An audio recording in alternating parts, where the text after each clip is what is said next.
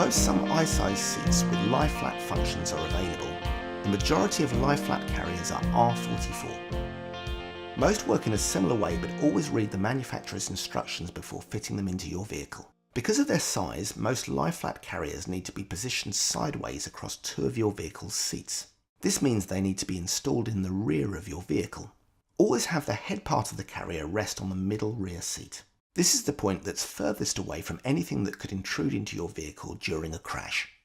It's safest to place the foot end of the carrier on the rear passenger side seat, as most of the time you'll be opening the car door away from traffic. As traditional lie-flat baby carriers need to be fitted crosswise, they will not fit on the front passenger side seat.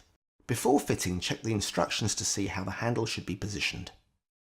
To fit using seat belts, make sure the bottom of the carrier is resting squarely on your vehicle's seat and is stable. Then unfasten the clamp on the end of the carrier. On this model, this is done by turning the red lever. Make sure the seatbelt isn't twisted and then insert it between the hold down plate and the carrier and then fasten the clamp. Press down on the carrier and tighten the seatbelt. Repeat these steps to secure the second seatbelt into the clamp at the other end of the carrier. Once fitted, check the carrier is held securely.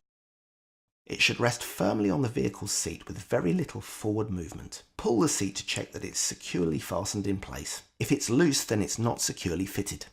Some lie-flat carriers can be fitted by clipping them into a separate Isofix base. The Isofix prongs on the base push into the vehicle's Isofix anchorage points. Any support foot should always be used for added stability. Make sure that you follow the manufacturer's instructions on how to fit these bases correctly. When putting your baby into the carrier, it's advisable for them not to wear a heavy coat or thick clothing. Don't have toys or any other objects inside of the carrier, as this may prevent the harness from working correctly in the event of an impact.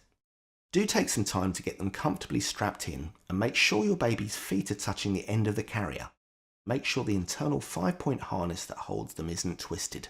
The buckle should not be in contact with their stomach, but rest in the pelvic area. To correctly adjust the harness, make sure that it is level and no more than 2 centimeters below your baby's shoulders. Pull the harness tight and check that it's secure.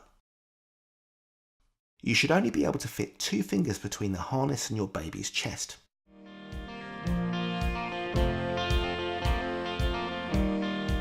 If you're using a seat equipped with inserts or a lie-flat function, watch our videos on how to fit rear-facing child car seats correctly. For now, here are some tips on using rear-facing seats with your low-weight baby.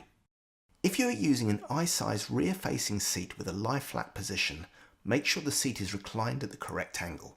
If advised to use a seat with inserts or head support systems, only use those supplied by the seat manufacturer.